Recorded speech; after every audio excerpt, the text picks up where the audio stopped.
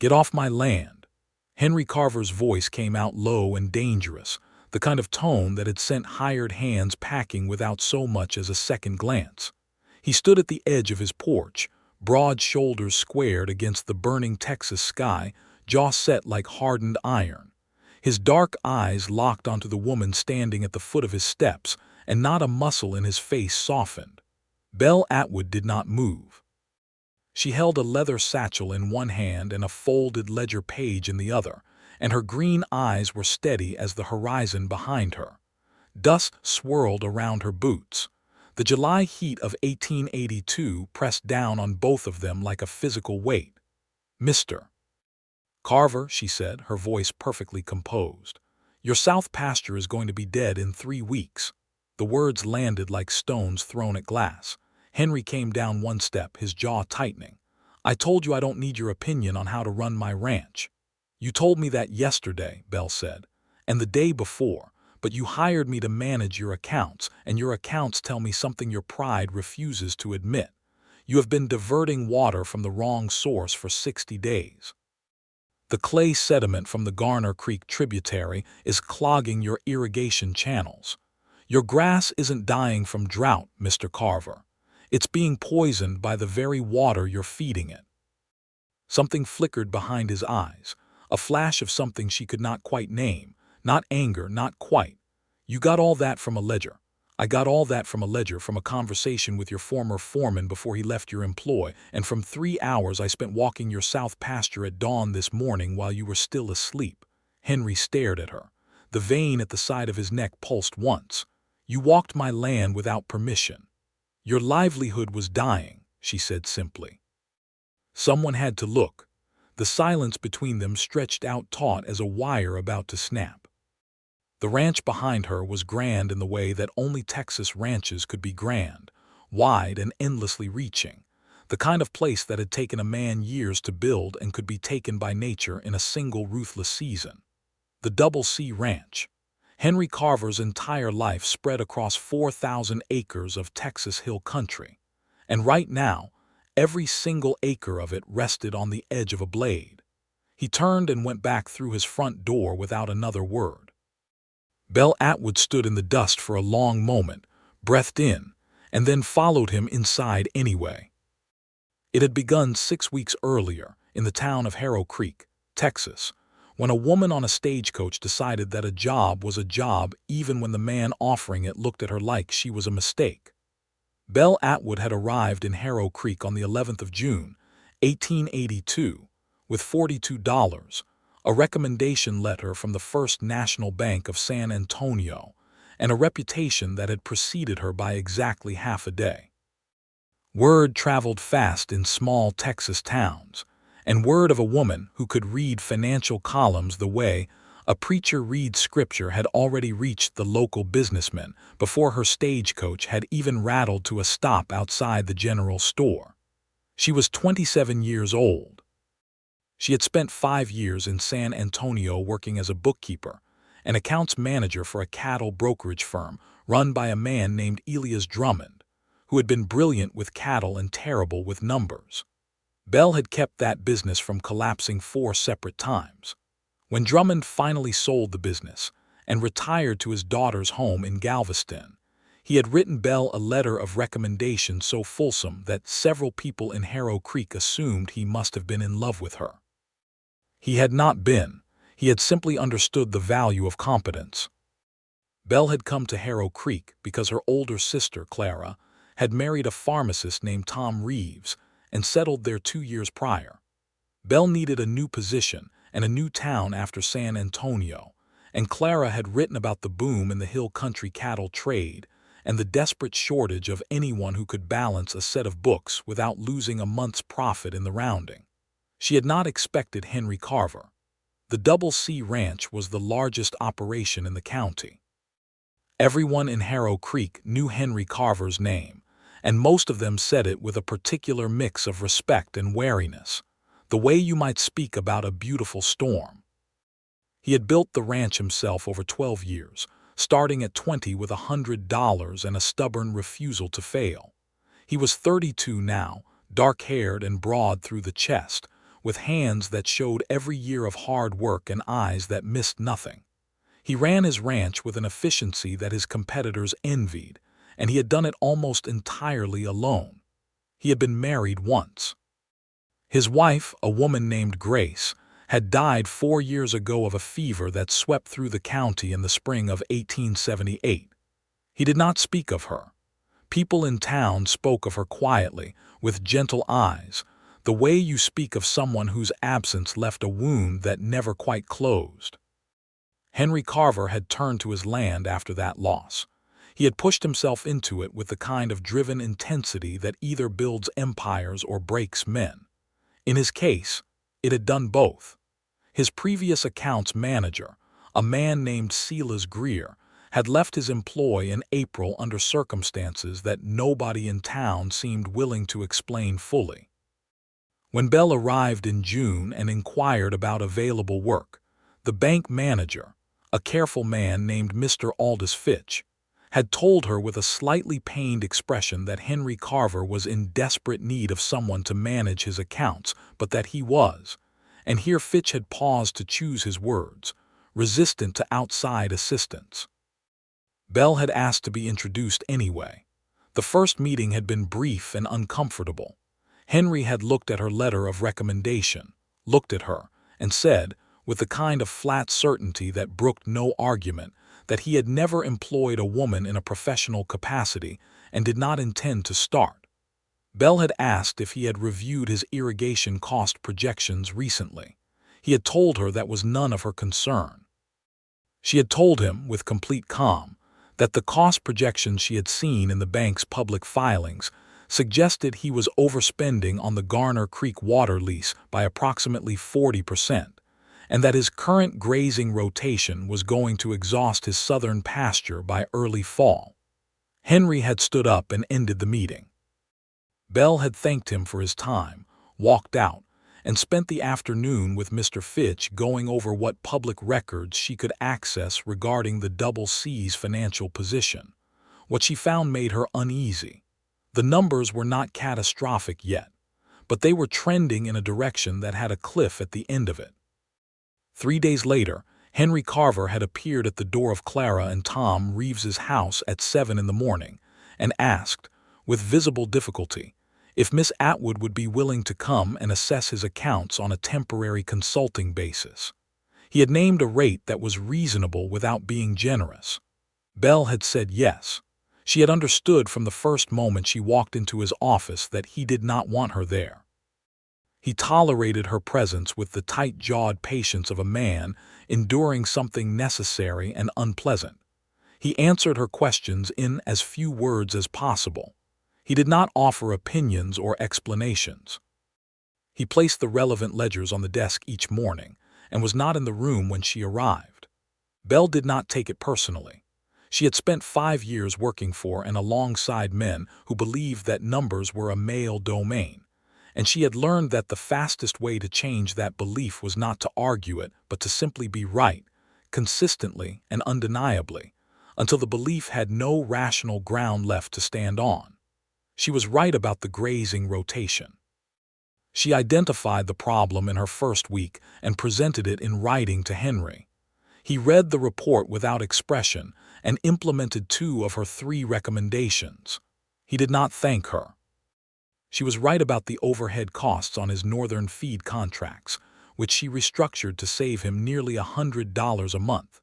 He read that report without expression and implemented all of it. He did not thank her. She found the irrigation problem on the 6th week, and it was the most dangerous discovery of all. The Double C relied on 2 water sources. The primary source was a well on the property that had served the ranch since its founding. The secondary source was a lease on water from the Harrow Creek tributary that ran along the ranch's southern boundary. The lease had been arranged by Silas Greer, Henry's previous accounts manager, as part of a deal that had seemed economically sound on paper. What had not appeared in any of the paperwork was a geological reality that anyone with local knowledge should have flagged immediately. The Harrow Creek tributary ran through a section of the hill country, where the limestone bedrock was laced with clay deposits.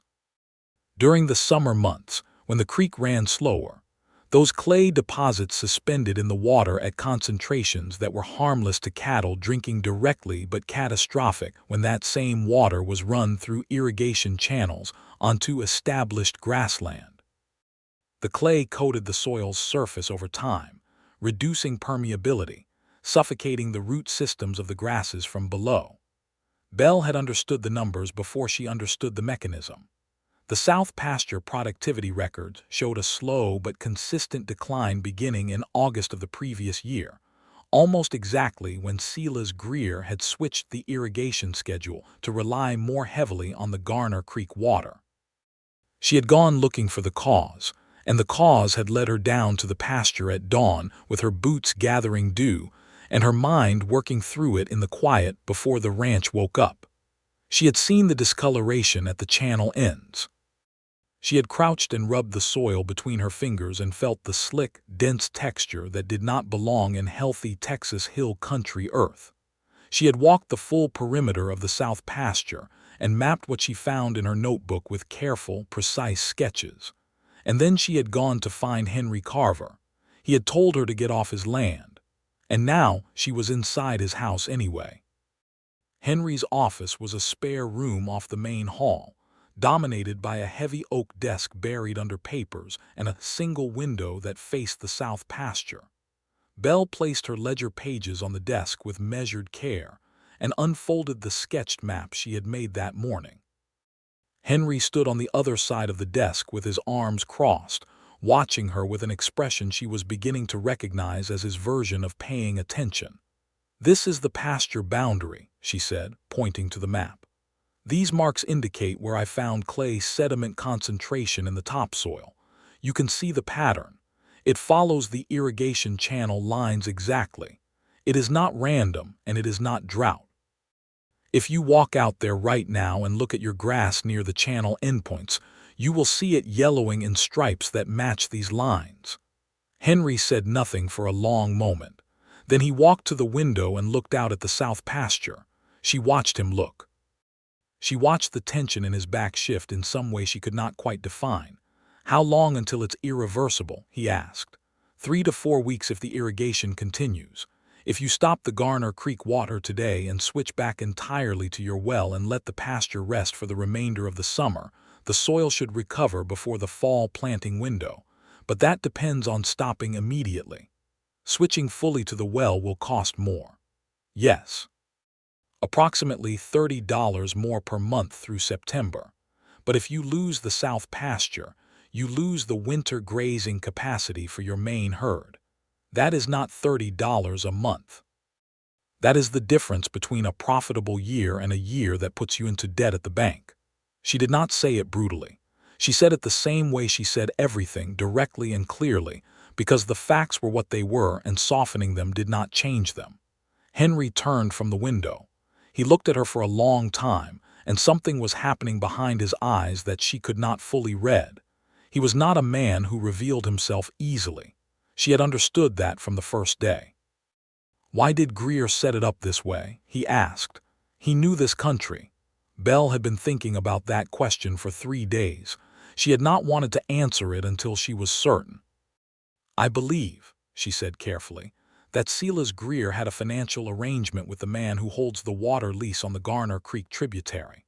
I believe Greer recommended the lease not because it was the best option for the ranch, but because it benefited him personally. The leaseholder is a man named Cyrus Bellamy." Henry's jaw locked so tight she could see the muscle working at the corner of it. Cyrus Bellamy was a name that carried weight in Harrow Creek, none of it good. He was a land speculator and opportunist who had arrived in the hill country 3 years ago and made himself comfortable by inserting himself into the financial arrangements of local ranches in ways that were not always obvious until the damage was done. He was not a violent man. He was worse than that. He was a patient one. "You have proof of this?" Henry's voice was very quiet. "I have the financial records showing the payments Greer received in the months after the lease was arranged. They are inconsistent with his regular salary and not accounted for anywhere in the Double C books. I cannot prove the source definitively, but the pattern is clear. She met his eyes. I can help you build the case properly if you want to pursue it, but first we need to save your pasture. The silence this time was different, charged, heavy, but not hostile. Henry looked down at her map on his desk and then back at her, and she saw something shift in his face, not yielding exactly, something more complicated. You walked my land at dawn, he said. You went out there without telling me because you were afraid I wouldn't let you. Yes. And you were right that I wouldn't have. Yes.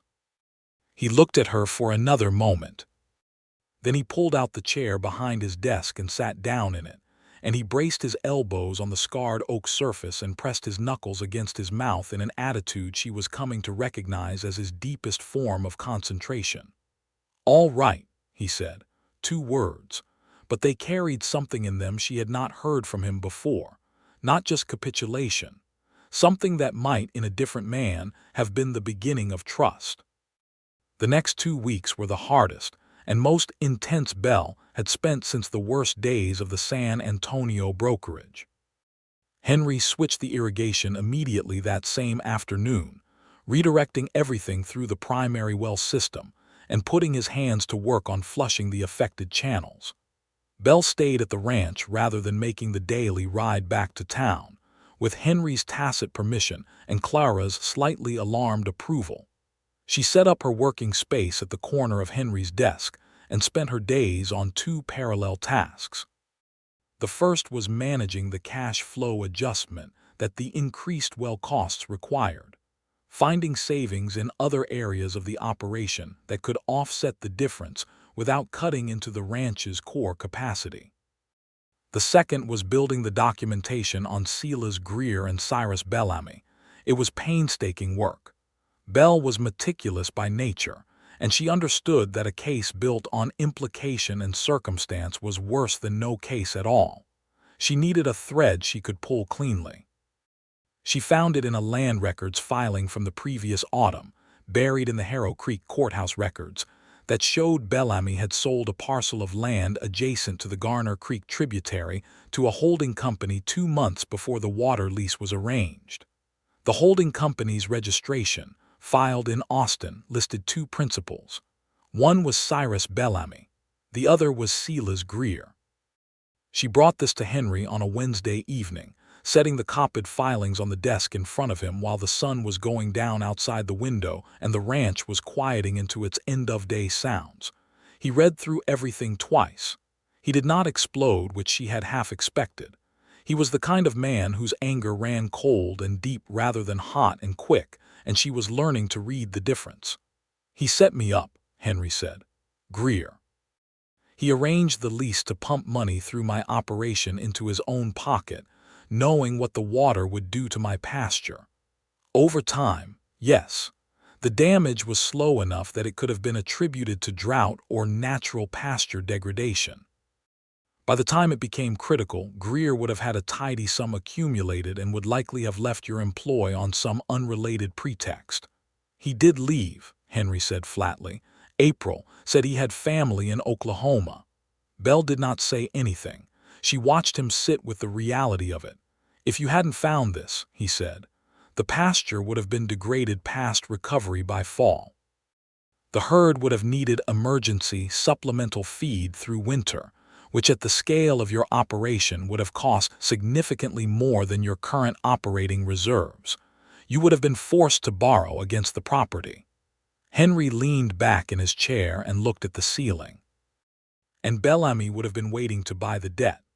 Almost certainly. It was a trap, elegant in its patience and devastating in its design. Someone had looked at Henry Carver's operation, seen its value, and set about dismantling it from the inside with the slow precision of a man who knew he would never be caught because the victim would blame himself or blame the weather before he thought to look at the numbers. Except Belle had looked at the numbers. Henry brought his eyes down from the ceiling and looked at her, and for the first time since she had arrived at the Double C, he looked at her without the guarded reserve that had kept every interaction between them cordial but cool. He looked at her the way you look at someone who has just pulled you back from the edge of something very final. "I owe you an apology," he said. "You owe me the rest of my consulting fee," Belle said. "The apology is voluntary." The corner of his mouth moved. It was the first thing approaching a smile she had seen from him. "You're getting both," he said. That evening, for the first time, Henry Carver sat down at his own dinner table and invited her to sit across from it rather than treating her as a professional presence to be accommodated between working hours. His cook, a stout and cheerful woman named Mrs. Peterson, who had been feeding the household for 8 years and had very clear opinions about everything, had made a beef stew that filled the kitchen with warmth, and the three of them sat together in a kind of ease that caught Belle off guard after weeks of careful professional distance. Mrs. Peterson asked Belle where she was from. Belle told her San Antonio, and before that Galveston, where she had grown up as the daughter of a shipping clerk and a schoolteacher mother, who had insisted that both her daughters learn to read accounts as well as they read novels. Henry was quiet at first, eating with the focused practicality of a man accustomed to treating meals as fuel. But Mrs. Peterson drew the conversation out with the effortless social skill of a woman who understood exactly what the people around her needed and was not above providing it without being asked. Eventually Henry said, "Your mother taught you accounting." "She taught me that numbers tell stories," Belle said. "The same way words do. You just have to learn the vocabulary." He was quiet a moment, turning his fork in his hand. "My father was a rancher. He never got the numbers right. That's part of why I learned to run a tight operation. I've seen what happens when a man doesn't know what his land is costing him. He lost the ranch. In the end, not entirely his fault. There was a bad drought in '68, and then the cattle prices crashed after. But he had no reserves built up because he never tracked what he was spending until it was already spent." Belle understood then something about Henry Carver that the ledgers could not tell her. The way he ran his operation with such precise, relentless control was not just character. It was a response to loss. He had watched his father fail, and he had built his entire adult life on the determination not to repeat that failure, which was why her arrival and her insistence on being heard had been so profoundly threatening. She had not been a professional inconvenience. She had been a mirror held up to the fear he would not name. She thought about that as they finished dinner, and she thought about it later as she lay in the small but clean guest room and listened to the Texas night outside the window. She thought about the version of Henry Carver she had been learning to read across 6 weeks, the sharp intelligence under the guarded surface, the care with which he treated his animals and his land, the way his hands moved with a kind of competent gentleness that she had not expected from a man whose manner was so deliberately hard. She told herself firmly that this was a professional observation. Then she lay awake for another hour and was honest enough with herself to admit that it was not only that. Over the following days, something changed at the Double C, not dramatically, not with any announcement or explicit agreement. It changed the way weather changes, gradually and then all at once. Henry began talking to her during the day, not just about figures but about the decisions behind them, asking her read on options the way you ask a trusted partner rather than a hired consultant. They walked the south pasture together twice in 1 week to check the soil recovery, and Belle noticed that the yellow striping in the grass near the channels was already beginning to fade, the root systems expressing their resilience now that the clay water had stopped.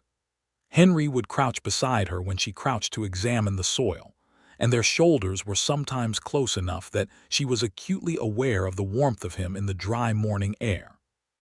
He smelled of the land, of clean cotton and something warm beneath it, and she directed her attention firmly back to the soil samples and said things about permeability and root aeration that she absolutely meant. He listened. That was the thing she kept coming back to. Whatever else Henry Carver was, he listened with an intensity that made you feel as though what you were saying was the only thing in the world worth hearing. Once he had decided that you were someone worth listening to. He was also funny, which she had not expected at all. It emerged slowly, the dry wit that lived under the surface, coming out in small, precise observations that caught her entirely off guard and made her laugh before she could decide whether laughing was appropriate. Mrs. Peterson watched these exchanges with a small, pleased expression and said nothing. The Cyrus Bellamy situation came to a head in the third week of July. Henry had been consulting with Mr. Fitch at the bank and with the county sheriff, a methodical man named Beaumont, about the Greer and Bellamy situation. The evidence was solid but not yet enough for criminal charges. What was more immediately actionable was the water lease itself, which contained a breach of disclosure clause that Bellamy had failed to honor, specifically a requirement that the lessor disclose any known changes to water quality that might affect the lessee's land use. Belle had found that clause herself on a reread of the original lease documents. It was buried in the third page of standard legal language, and she would not have flagged it except that she read everything twice and believed nothing was irrelevant until proven otherwise. The clause meant that Henry could terminate the lease without penalty and potentially seek damages. Bellamy had apparently gotten wind that the situation was not developing as planned. On a Thursday morning, he arrived at the Double C uninvited. Belle was in the office when she heard his voice in the front hall, smooth and particular in the way of a man who had learned exactly how to seem reasonable. She stayed where she was and listened. "Henry," Bellamy was saying, "I think there's been some confusion about the water arrangement. I'd like to talk through it before anyone goes making filings at the courthouse that can't be taken back." Henry's voice came back, even and uninflected. "We can talk." They went into the front room. Belle could hear them clearly enough. "I understand you've got someone new handling your books," Bellamy said. "Woman from San Antonio." "That's right. Women in finance." A pause, the kind of pause that was designed to communicate amusement. "It's an unusual choice. Hard not to wonder if she has the experience for something this complex." "She found a problem in my operation that was going to cost me the south pasture and possibly the whole ranch," Henry said. "She documented it and fixed it. Her experience seems sufficient." A pause, a recalibration. "Now, Henry, whatever she may have found in those books, I think we both know that Silas was a careful man who—" "Silas Greer is a thief," Henry said. "And the arrangement you had with him is documented. I'm not here to negotiate with you, Bellamy. I'm here to tell you that the lease is being terminated under the breach of disclosure clause, and you'll be receiving the relevant filings within the week." Belle heard Bellamy's voice drop its smooth edge for the first time. "That's not something you want to do. There are interests I represent in this valley that I think it's time you left my property," Henry said. Silence. Then the sound of boots on the wooden floor and the front door opening and closing. Henry appeared in the office doorway a moment later. He looked at her. "You heard that?" "Yes. He said you didn't have the experience." "He did." Henry came into the room, and the expression on his face was something she had not seen there before, not just warmth. Something more direct. He was wrong. Belle looked up at him from her chair and felt the thing she had been carefully not naming for 2 weeks pressing against the inside of her chest with new insistence. "I know," she said. That evening they walked out to the south pasture at sunset, not for any professional reason, simply because Henry had said he wanted to look at it, and Belle had found herself walking beside him before she had made any particular decision about it. The Texas sky above them was doing what Texas skies do at evening in summer, painting itself in colors that seemed too vivid to be real, rose and amber, and a deep burnished orange, where the sun was going down behind the hills. The south pasture grass was already recovering. You could see it if you knew what to look for. The faint greening near the channel edges, the slight lift of the grass blades that had been laying flat. "It's going to be all right," Belle said, looking out across it. "It is," Henry agreed. He was standing beside her, close enough that she could feel his arm near her shoulder. "Because you were stubborn enough to walk out here at dawn when I told you to leave. I prefer the word determined." "I know you do." He paused. "I owe you more than a consulting fee." "You don't." "Belle." He said her name like it meant something, not like the professional distance he had maintained for weeks. "Like a door opening. She turned to look at him and found him already looking at her. The light was low and warm on his face, and he was not wearing the guarded expression she had catalogued so carefully across so many weeks. He was simply there, open and direct, in the way that she suspected he had not been with another person in a very long time. "I'd like to tell you something," he said. "All right. When Fitch first told me about you, the woman from San Antonio with the letter from Drummond, my first thought was that it was unnecessary, that I had it managed." He paused. "My second thought, after I talked to you that first day, was that you were probably right about the irrigation costs, and I was going to have to do something about my pride before I could do anything about the problem." Belle considered this. "That's honest. I've spent 4 years not asking anyone for anything," he said. "After Grace died, I thought that was how you survived things. You close the doors and you run tight and you don't let anything in that might cost you when it leaves." The vulnerability in that sentence was like a physical thing, and Belle felt it settle in her chest with a weight that was not uncomfortable. She understood what it had cost him to say it. What changed? She asked quietly. "You walked my land at dawn when I told you to leave," he said, and the corner of his mouth moved in that almost smile she had come to watch for. "And the only thing you were trying to protect was my livelihood, without any stake in it for yourself. I had a consulting fee at stake." Belle, the warmth in her name again more pronounced. "Don't do that." She looked at him in the fading light, at the honest, careful face of a man who had been doing his best alone for 4 years, and she felt the truth of what she had been not naming simply become undeniable in the particular quiet of that sunset.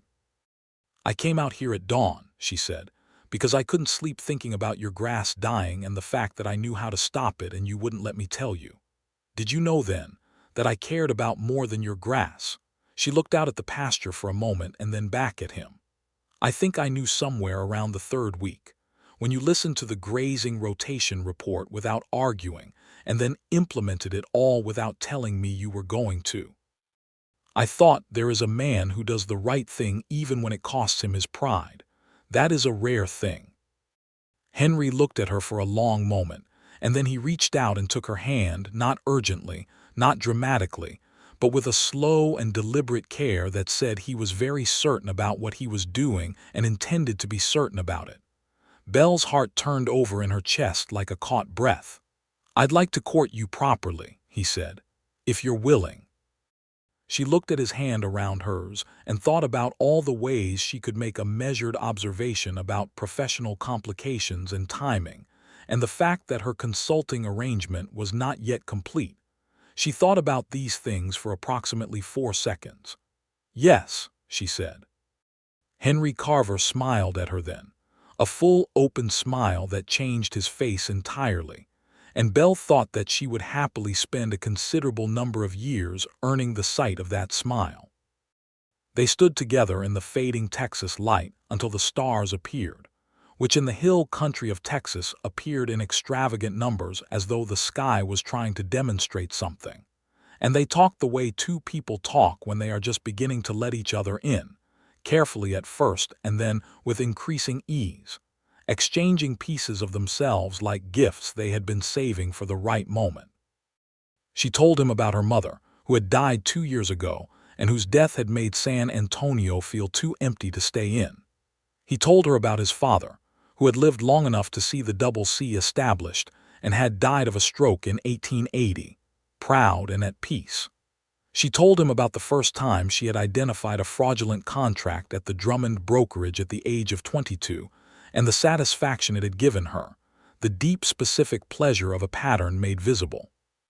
He told her about the first calf he had delivered alone on this land at age 20, in the cold before dawn, and the feeling of responsibility that had settled into him then and never left. They were not so different, she thought.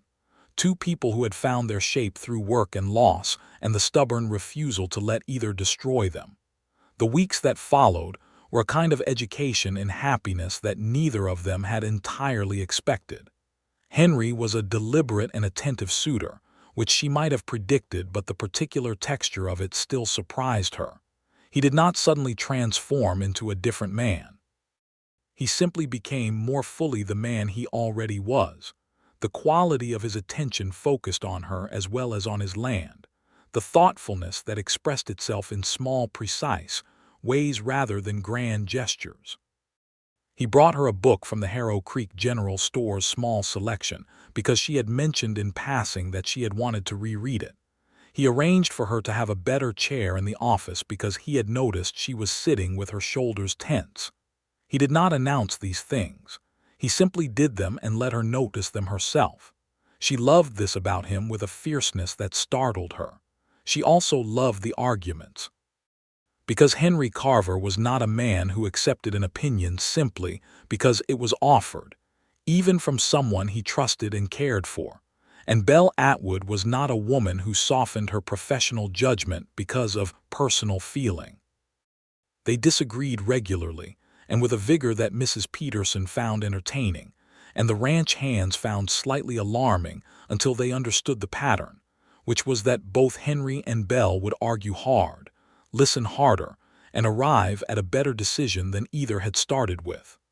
The first truly significant argument of this kind was about the Bellamy situation.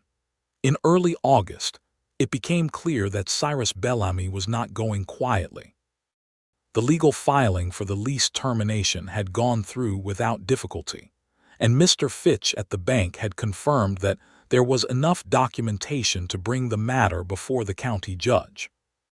But Bellamy had allies in Harrow Creek, men with money who had benefited from his arrangements over the years and who did not want the precedent of his exposure. There were quiet suggestions that the matter might be better settled privately, that a formal proceeding could be damaging to the county's financial climate, that perhaps a negotiated settlement was the wise course. Henry, whose anger at Greer and Bellamy ran cold and deep, was inclined to press the legal case regardless. Belle understood his position and largely shared his fury, but she was looking at the practical reality. "The judge in this county," she said one evening, across the desk with the relevant papers between them, "has a business relationship with one of Bellamy's principal investors. I looked it up in the courthouse filings. He's not going to rule in your favor even with evidence this solid. Then I take it to the district court in Austin, which will cost money and time you are currently spending on the pasture recovery, and which Bellamy will delay at every step because he has the resources to do it. So you're suggesting I let him walk?" "I'm suggesting," Belle said evenly, "that you consider what you actually want.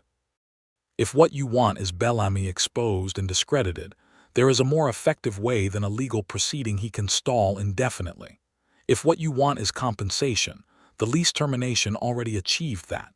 And if what you want is the people of this county to know exactly what he did, the Harrow Creek Gazette has a new editor who is not in Bellamy's pocket and who would be very interested in the documented story." Henry was quiet for a long time. "A newspaper story," he said. "A newspaper story cannot be delayed by legal procedure.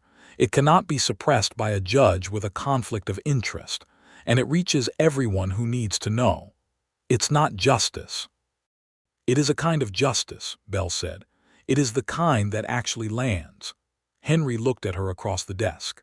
The lamp between them cast warm light over the papers and his face, and she could see him working through it, the part of him that wanted the clean satisfaction of formal accountability wrestling with the practical intelligence that she was not wrong. "I hate that you're right," he said. "I know. I hate it specifically because you are right and I know you're right and I still want to walk into that courthouse." "You can walk into that courthouse and pursue the formal case alongside the newspaper story," Belle said. "I'm not saying don't fight. I'm saying fight on every available front." His expression shifted. "That's a different argument than the one I thought you were making. I was waiting to see how long it took you to hear it." He stared at her for a moment and then laughed, a real laugh, surprised out of him, and Belle thought, not for the first time, that this man's rare full laugh was one of the best things she had encountered in her life. They went to the newspaper editor the following week. The story ran in the Harrow Creek Gazette 10 days later. Cyrus Bellamy left the county within a month, quietly and without announcement, which Belle considered an adequate outcome. The formal case proceeded in the district court at Austin, slowly and expensively, but with enough momentum now that Bellamy's former allies in Harrow Creek were disinclined to support him. Silas Greer was found in Oklahoma in the fall and brought back to face the county judge on a fraud charge. Belle's documentation formed the core of the prosecution's case. He was convicted and sentenced to 2 years in prison, which was not as long as either Belle or Henry thought it deserved but was considerably more than nothing. Through all of this, the Double C recovered. The south pasture was fully green again by mid-September, the grass thick and dense, and expressing no memory of its crisis. Henry's fall planting was strong. The winter feed capacity was intact. The numbers that Belle ran at the end of the third quarter were not just stable, but better than they had been in 3 years. The savings from her restructured contracts and the eliminated costs of the fraudulent lease combining into a cushion that the operation had not had before. Henry looked at the third quarter summary with an expression that took her a moment to identify as relief of the deepest kind. The relief of a man who had come closer to losing everything than he had known, and had come out the other side still standing. "This is because of you," he said. "This is because of your land and your work," Belle said. "I just looked at the numbers clearly." "You looked at more than the numbers." He looked up from the paper. They were in the office, late afternoon, the autumn light gentling through the window. "You looked at me clearly." Belle held his gaze. "You are fairly easy to read once you stop trying to be a fortress." "You think so?" "I think so." He came around the desk and stood in front of her chair, close enough that she had to tilt her face up to look at him, and the expression on his face was the open, sure one that she had only seen on him in the last months and that she knew was rare and precious. "I want to ask you something," he said. "And I want you to know that I have thought about it carefully, and it is not an impulse." Belle's heart was doing something that she would have characterized in a ledger as a significant variance from baseline. "Ask," she said.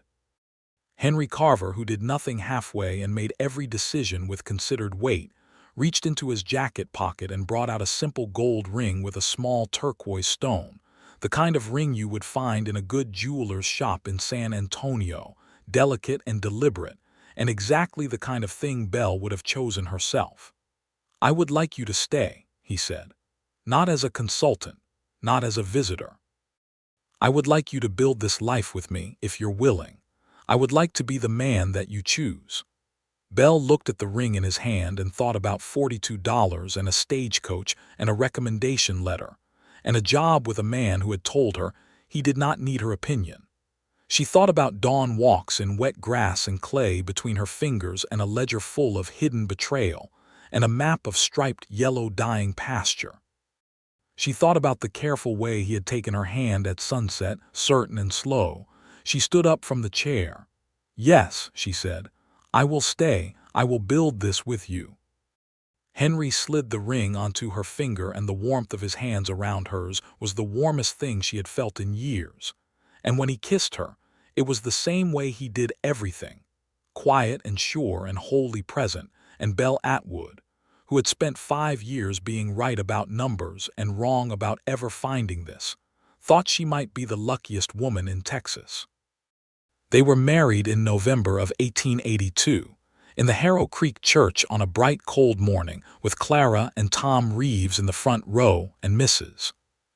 Peterson weeping into a handkerchief with evident satisfaction, and Henry's 2 closest ranch hands, men named Domingo and Artie, standing at the back looking as though they had won a bet.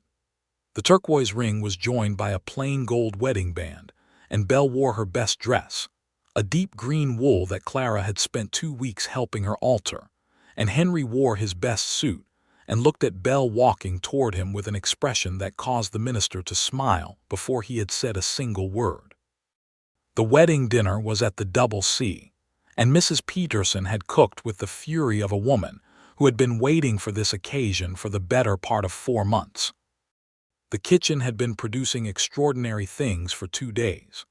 Belle's sister Clara, who had been alternating between delighted and slightly stunned that her bookkeeper sister had come to Harrow Creek for a consulting job and was leaving with the county's most eligible widower, sat beside her husband and squeezed Belle's hand across the dinner table and said nothing because nothing was needed.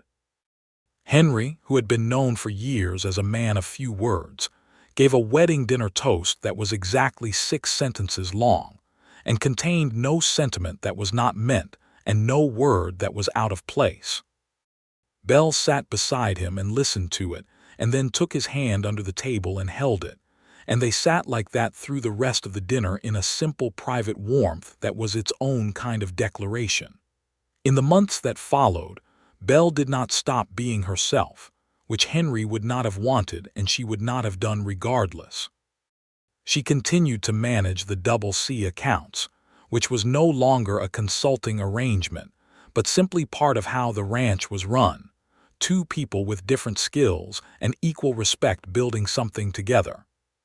She also began taking on additional work from 2 other ranchers in the county who had heard about the South Pasture situation and the Bellamy exposure, and arrived at the Double C hat in hand asking if Miss Atwood, or Mrs. Carver, as she now was, might be available to review their books. Henry supported this without reservation, which Belle had expected in the way she expected the sun to rise but still felt as a gift every time it was demonstrated. He was not a man who thought her abilities belonged only to his operation. He understood that her competence was not something to contain but something to value, and that a woman who could identify fraud and financial ruin in a set of numbers was an asset to the whole county, not just to one ranch. She found problems at both operations she reviewed. Neither was as serious as the Double C had been, but both were significant, and in both cases her identification of the issues and her concrete recommendations changed the trajectory of those ranches meaningfully. Word continued to spread. By the spring of 1883, Belle Carver had more requests for her services than she had hours to fill them, and she was having a conversation with Henry about whether she needed to bring on an assistant. That conversation happened on the porch in the March evening, with the hill country beginning its spring extravagance of wildflowers across the pastures, and the air carrying the cool green smell of rain that had come through the day before. They sat in the 2 chairs that had appeared on the porch shortly after the wedding, placed with obvious intent by Mrs. Peterson, and Belle was explaining the arithmetic of her request, load versus her available time, while Henry listened in his focused way. "You need someone who can do the preliminary reviews," he said, "the initial account audits before you've confirmed whether there's a real problem. Yes, a junior bookkeeper, someone who can do the basic work and flag things for me to examine. The schoolmaster's daughter," Henry said. "She's been helping at the general store accounts for 2 years. Aldous Fitch mentioned her last month." Belle turned to look at him. "You were already thinking about this. I noticed your ledger pile growing." She shook her head at him slowly, the way she did when he was being effortlessly perceptive about something she had thought she was managing without anyone noticing. He was watching her with that quiet warmth that still caught her sometimes when she was not bracing for it. "Her name?" Belle asked. "Jenny Marsh." Jenny Marsh turned out to be a quiet, very sharp 19-year-old who had been desperately bored doing general store accounts, and who attacked the preliminary review work with a focused enthusiasm that reminded Belle slightly of herself at that age. Under Belle's direction and Henry's occasional organizational input, the nascent bookkeeping practice began to take a genuine shape, small and careful, and built on the same principle that ran the Double C: do the work right and the results follow. It was in the early summer of 1883 that Belle understood she was expecting a child. She had expected to feel more uncertainty about it. She had lived independently and professionally for 5 years, and had built her identity substantially around her ability to work and think and solve. What she actually felt, when she was sure, was a simple and enormous happiness that she had not anticipated, and that did not compete with any of the other things she was. She sat with it for a day, which was approximately as long as she could keep anything from Henry, who knew her face with the attentiveness of a man paying very close attention. He found her standing in the south pasture at sunset, which was where she went when she was thinking something important, and asked her what she was working through. She told him. Henry Carver went very still for a moment. Then he gathered her into his arms with a care that was the gentlest thing she had ever felt from someone that strong, and he held her in the summer evening with the recovered grass green and whole around them, and said nothing for a long time. "A child," he said, eventually into her hair.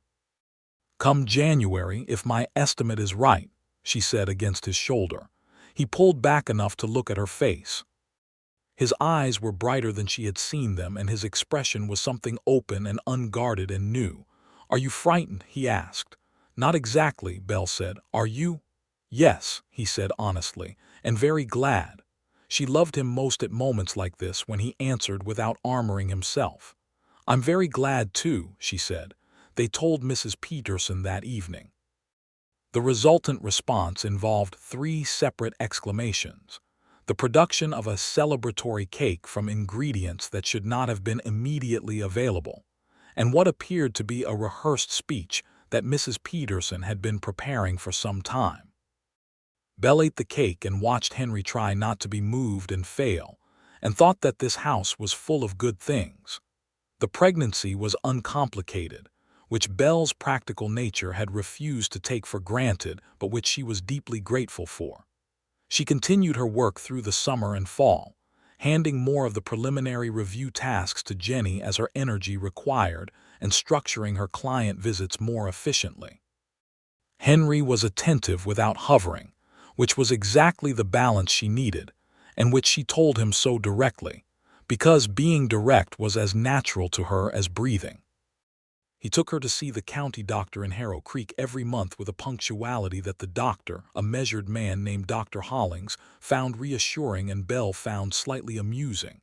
"You are aware that I am quite healthy," she said to Henry on one of the drives back from town. "I am aware of it," he agreed.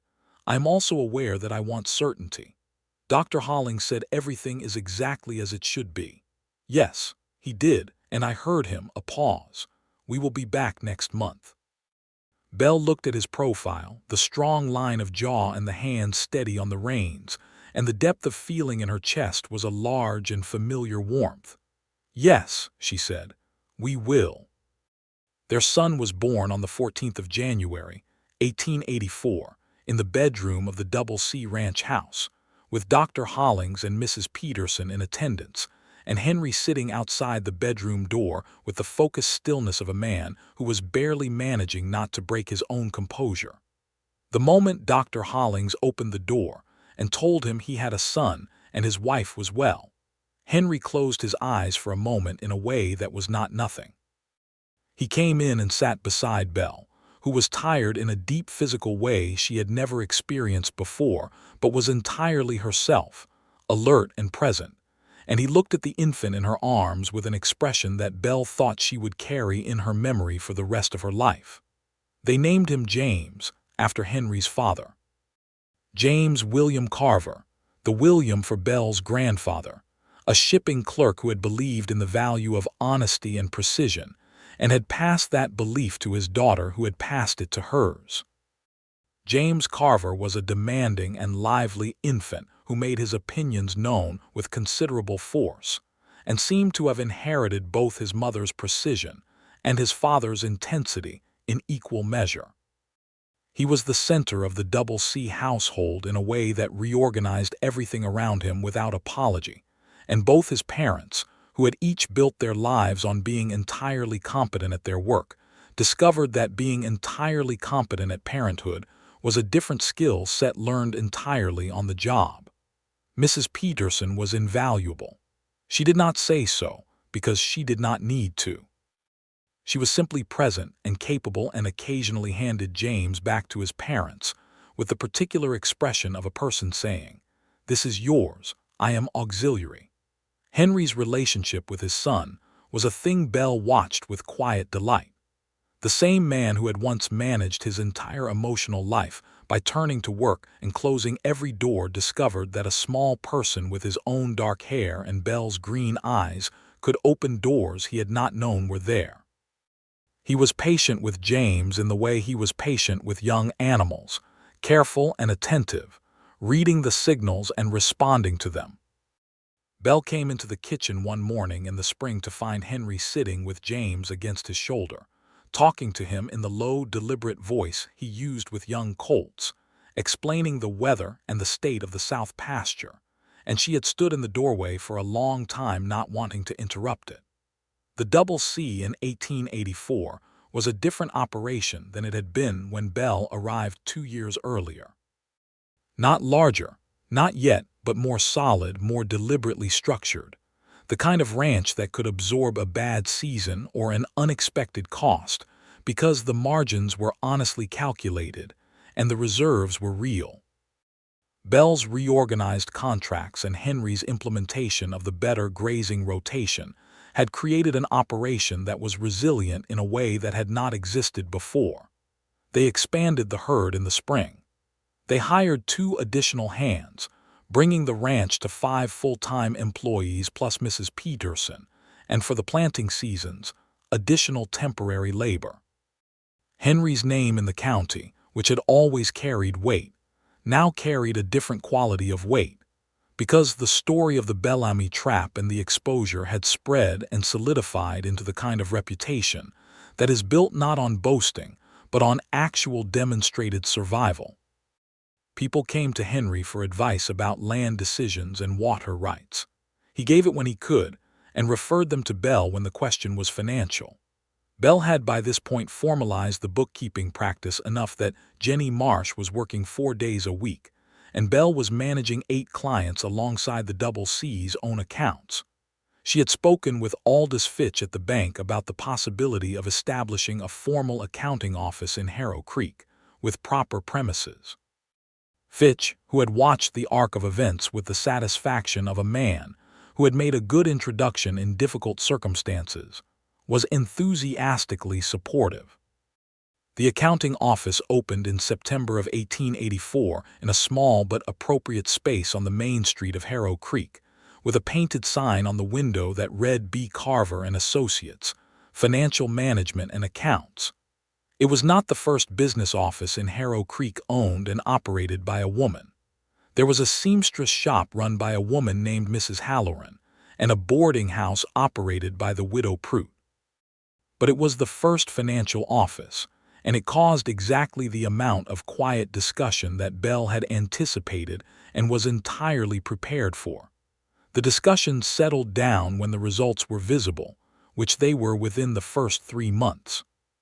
2 of her new clients avoided significant losses through her reviews.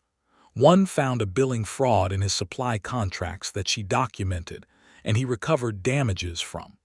The word about B. Carver and Associates spread the same way it always had, which was through results, and results were the only argument Belle had ever needed. Henry came to the office opening with James on his hip and Mrs. Peterson on his arm and shook hands with Aldous Fitch, and stood beside his wife in the doorway of her office with the expression of a man who was entirely proud of something that had nothing to do with him and everything to do with her. "It's a good sign," he said, nodding at the painted window. "Jenny's lettering," Belle said. "She is surprisingly gifted. She learned from a good teacher." Belle looked at him. "I taught her about accounts." "And what a thing worth doing looks like," Henry said. She kissed him right there in the doorway of B. Carver and Associates with Main Street of Harrow Creek right behind them, which she knew would be talked about in the general store by end of the day and did not mind even slightly. The winter of 1884 was colder than the previous year, with 2 significant storms that came down from the north in December and tested the ranch's preparation. Henry and his hands had spent the fall securing feed reserves and sheltering the more vulnerable animals, and the preparation showed. They came through without any meaningful losses, which in a winter that took a toll on 2 of the neighboring ranches was a demonstrable advantage. Belle spent those winter months at work on the accounts for the following year, projecting the expansion costs they had discussed and modeling the scenarios. She was also, by this point, aware that James was going to have company, which she told Henry on a cold December evening, by the fire with James asleep in the crib that Henry had built himself with the same patient thoroughness he brought to every task. Henry looked up from the book he was reading, which was a habit he had returned to at Belle's quiet encouragement, and his face did the thing it had done the first time, that still and open quality that was his deepest form of feeling. "January again?" he asked. "August this time," she said. "Easier weather for it." "I thought so." She watched him. "You are doing your very controlled version of being delighted." "It's possible," he said. He put the book down and reached for her hand across the arm of the chair. "It is not very controlled." She looked at his hand around hers. She thought about a ranch with a dying pasture and a ledger full of hidden betrayal, and a man who had told her to get off his land. She thought about clay between her fingers in the morning dew, and a map of channel lines and a lease clause buried in the third page of legal language. She thought about all the specific ways that precision and stubbornness had led her to this chair by this fire with this man. "It has been a fairly remarkable 2 years," she said. "It has." Henry's thumb moved across her knuckles in the slow, deliberate way that said everything without needing to say anything. "What would you have done if I had actually made you leave? That first morning?" "When I said to get off my land," Belle considered this honestly, "I would have gone to Mr. Fitch and asked him to relay my findings to you in writing." Henry looked at her. "And if I had refused to act on them, then I would have found a way to ensure the information was impossible to ignore until you did. There was no version of this where you let it go." "I had walked your south pasture at dawn," Belle said. "I had seen what was happening. No, there was no version where I let it go." Henry looked at her for a long moment. Outside, the winter wind pressed against the windows and the fire crackled, and their son slept in the crib across the room with the total confidence of a child who has never had reason to doubt his safety. "I'm grateful," Henry said, "for the stubbornness." "The determination," Belle corrected.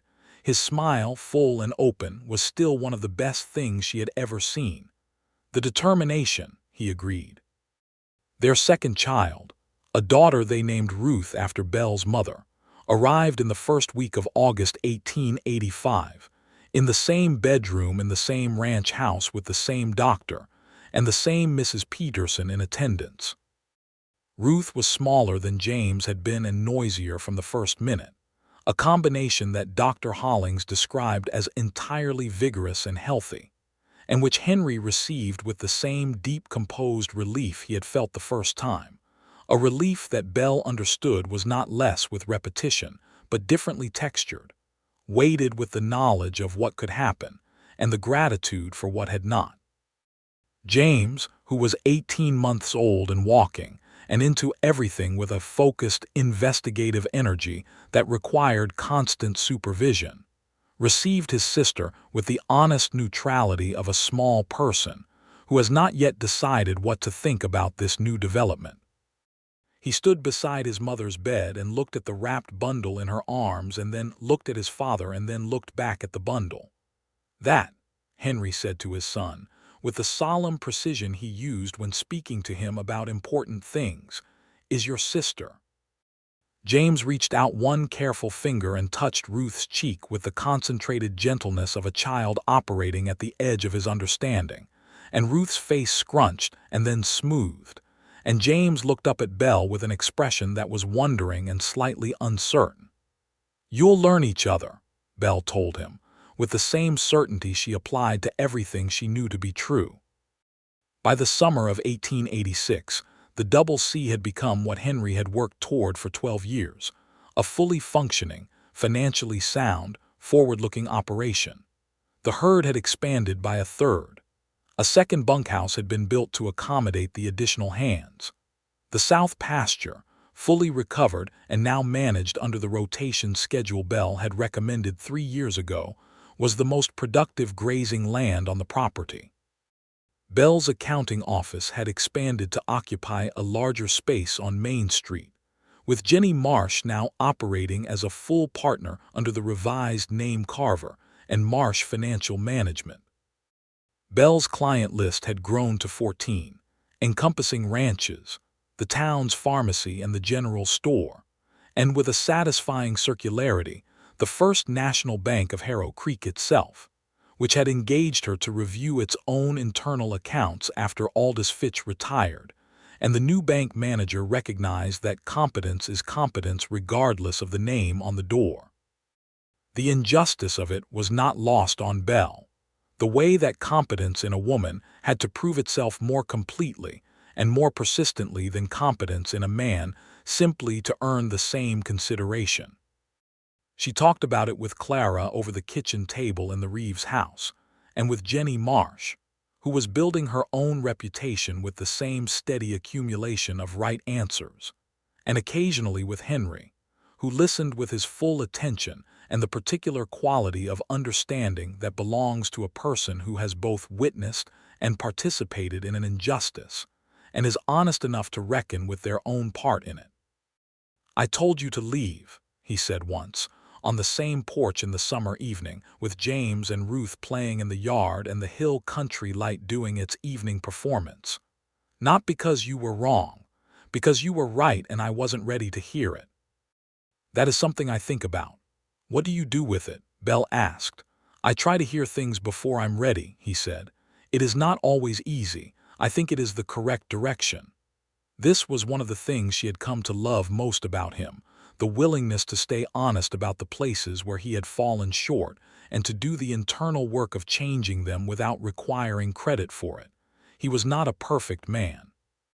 He was a man working consistently toward better, and in her experience, that was a far more dependable quality than perfection. James started school in Harrow Creek in the fall of 1886.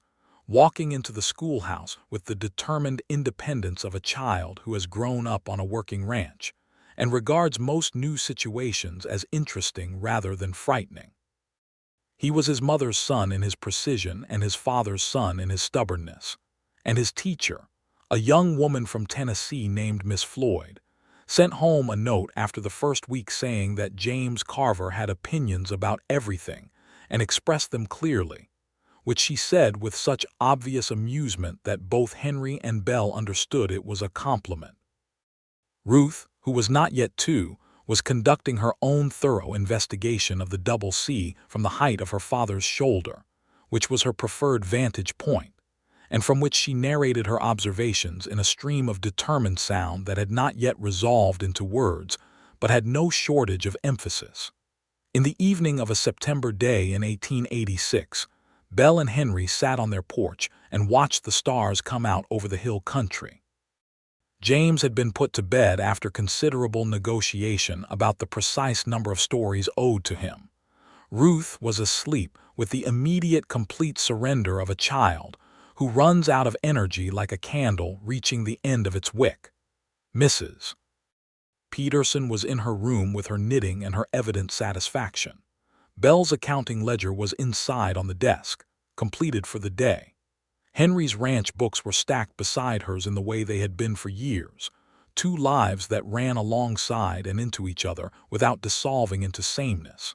He was looking at the sky with the quiet attentiveness he brought to things he valued, and Belle was sitting with her hands folded and thinking about the particular shape of the life she had built. "You are going to say something," Henry said, without looking away from the stars. "How do you know?" "You have been quiet for 4 minutes, which means you are thinking about something you want to say." Belle looked at him. He turned from the sky to her face, and his expression was the warm and certain one that was entirely his and entirely hers. "I was thinking," she said, "about what Mr. Fitch told me the first day I came to Harrow Creek, that you were resistant to outside assistance. A fair assessment at the time. He said it as though it was a warning. And you came to see me anyway." "I thought the warning was about someone else's problem," Belle said. "I did not think it was mine." Henry considered this. "You were right. I usually am," she said. He reached out and took her hand, the same slow and deliberate movement that had first taken her hand at the edge of a recovered pasture, and she felt the familiar warmth of his fingers around hers, worn smooth with years of work and as certain as the day he had first reached out. "I love you," he said, not as a revelation but as a simple and reiterated truth. "I love you," she said, the same truth, the same certainty. Around them, the Texas night was enormous and full of stars, and below them the south pasture lay green and whole, and the herd moved in quiet sleep, and the house behind them held 2 children and 4 years of accumulated living, and the particular warmth of a place that is entirely home. Belle Atwood had come to Harrow Creek with $42 and a ledger full of someone else's secrets, and a certainty that the numbers would tell her what she needed to know. The numbers had told her, as they always did, more than she had expected. They had told her about a man worth saving, and a land worth fighting for, and a life worth building with both hands and all of yourself. She had given her opinion when it was unwelcome. She had walked the land at dawn when she was told to leave. She had made the map of the dying pasture and built the case for the trap and stood in the dust at the foot of the porch steps and refused to go anywhere until someone was willing to listen. Henry Carver had listened, and in the listening, everything had changed. She thought about the south pasture in the morning dew, the clay between her fingers and the yellow striping in the grass, and the terrible, beautiful clarity of understanding what was wrong and knowing you could fix it. She thought about the map on the desk, and the ledger pages, and the particular relief in his eyes when he had finally understood that someone was on his side. She thought about the courtship in the recovering autumn, the deliberate book from the general store, the better chair in the office, the porch conversation about his father and hers, the proposal at sunset with the turquoise ring, the December wedding with Clara weeping into her handkerchief and Henry looking at her across the church with that full, open expression that changed his face entirely. She thought about James with his father's dark hair and her own green eyes, already opinionated and entirely himself, and Ruth on her father's shoulder narrating the world in determined syllables, and the life expanding outward and forward from this porch on this ranch in this particular corner of Texas under this enormous sky. "We did well," she said quietly to the night and to him. Henry's hand tightened on hers. "We did," he agreed. The accounting ledger was done. The pasture was green. The children were asleep. The stars were out over the hill country in their extravagant Texas abundance, and Belle Carver and Henry Carver sat on their porch in the warm September dark and let the satisfaction of a life built honestly and well settle around them like something earned. Which it was, every single bit of it. She had told him the truth about his dying land and refused to stop telling him until he heard it.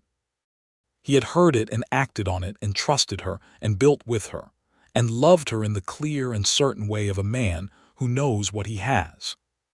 The ranch had been saved not by luck or by weather or by any single dramatic act, but by the stubborn application of knowledge and care, by a woman who would not be turned away from the work she could see clearly needed doing.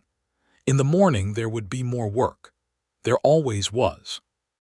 There would be accounts to review and pastures to walk and children to negotiate with about the number of bedtime stories, and a county full of ranches and businesses that needed someone who could read the story and the numbers before the story had a bad ending.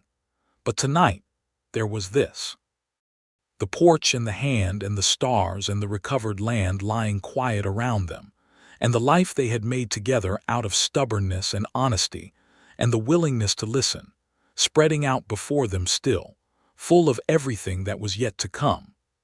Henry looked at Belle and Belle looked at Henry in the particular way of 2 people who have built something lasting together and know the cost and the value of it completely.